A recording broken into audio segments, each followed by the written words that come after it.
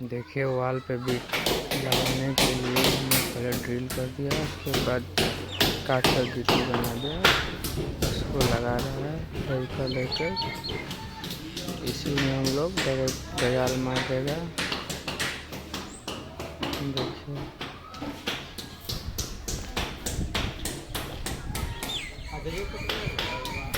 पूरा गिट्टी किया हुआ है, पहले से ही हम लोग इसको कटिंग कर रहा है बीट को 45 डिग्री में। इसका एक हम लोग फर्मा बनाया है, इससे जल्दी काम होता है। दोनों साइड कटिंग कर दिया। देखिए वॉल में लगा दिया है।